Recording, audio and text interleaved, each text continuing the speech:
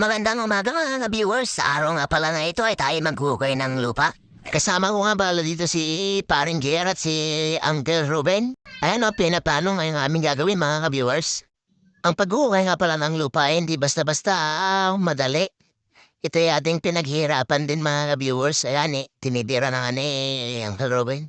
Ayan nga pala yung poging-pogi kong kasama si JR. Ayan Itong hinukay nga pala namin mga ka-viewers ay gagawin naming gripo. Ang paghukay pala lang gripo mga ka-viewers ay hindi natin trabaho ng isang araw. Ito'y trabaho natin ng 3 araw depende sa dami natin mga ka-viewers. At kailangan din natin kunin ang tamang sukat nito para mabilis natin hugayin. Para mabilis ang ating ginagawa mga ka-viewers ay magtulong-tulong. At itong 3 lang kami dito ang naghukay. Ako yung tagapala. Si Paring Gerard at ang Robin naman yung taga-bungkal ng lupa. Bale, ito nga mga viewers, tulong-tulong nga lang tayo para mabilis ang trabaho. At ito nga medyo malalim na rin mga viewers, malapit ng lipas tao. At ito nga naglabay na rin kami ng tolda para kami maisilungan. Dahil sobrang init na kasi dito mga viewers, sa alas 9 na. Ayan nga si Paring Gerard, tamang ngalingal lang ng mama. Merienda niya daw. At dito ngayon naka-okay na nga rin kami ng 2 metro. Bali may ilinagay na nga rin pala kami ng parang tawing at para mahila na rin yung mga timba. Naglagay kami dyan ng tali. Ayan medyo malalim na nga rin ito mga ka-viewers. Bali itong gamit nga namin, itong pinapaikot na to ay in-improve namin. Kasi yung unang panahon ang ginagamit nila, yung mga kalu. Ito ay iniikot-ikot lang namin para mas madali at hindi na mahirapan.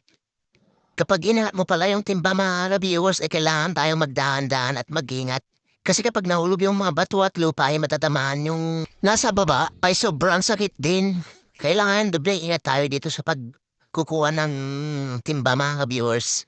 Sa totoo nga lang mga viewers, ito pala yung una naming paghukay dito sa amin barangay.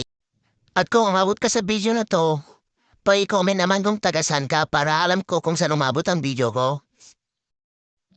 Sa maghapon nga namin paghukay mga ka-viewers ay nakadalawang metro kami mahigit at hapon na nga rin pala ito mga ka-viewers kaya itutuloy na naman namin bukas.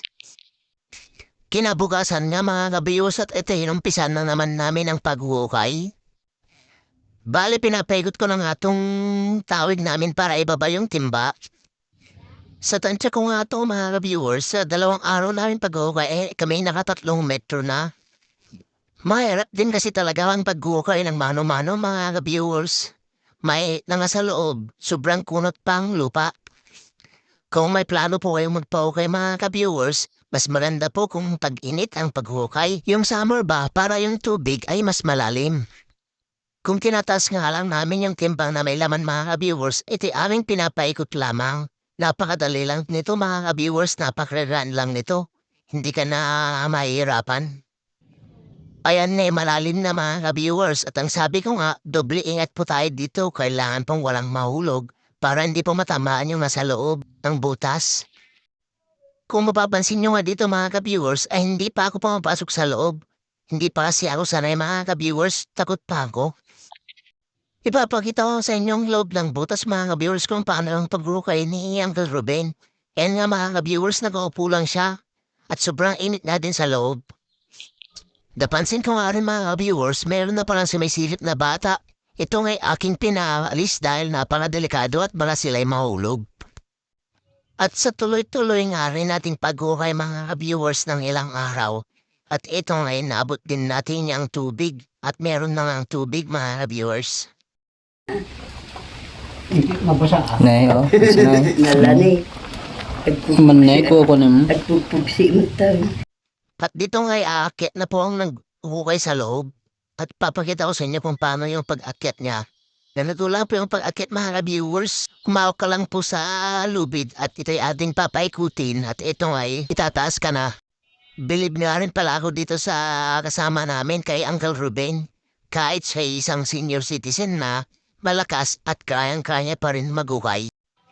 Bale may nakwento nga rin pala siya sa akin na dun daw sa kanila sa San Mariano ay naghukay sila ng mahigit 20 metro Kasi ang tubig doon ay napakalalim. Ito na nga rin pala yung pangatlong araw namin. Kumuha na nga rin pala kami dyan ng mga malalaking bato at sobrang rami na rin pala yung kinuha namin para ito'y aming ilalagay sa loob ng butas.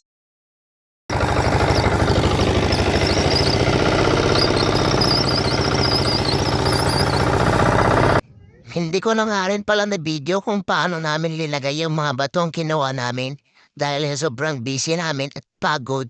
Ito nga yung nakalimutan ko. Hindi ko nga alam kung bakit ganito yung ginagawa ng kasama ko. Nakaiga pang naglalagari. Bale, naayos na nga rin namin mga viewers at para mapakanyabangan na rin natin to mamaya mga idol. Maraming salamat sa panonood sa aking mga vlog at sana'y patuloy po kayong magsuporta sa aking mga video. Sama-sama po tayong babangon at aangat mga viewers. Maraming salamat po sa solid na suporta at ito ay mapapakinabangan na po natin ang ating ginawang paghukay. Sulit din ang pagod natin dahil napakalakas ang tubig nito mga viewers. Salamat sa panonood! Hanggang sa muli nating pagkikita. Paalam mga ka-viewers!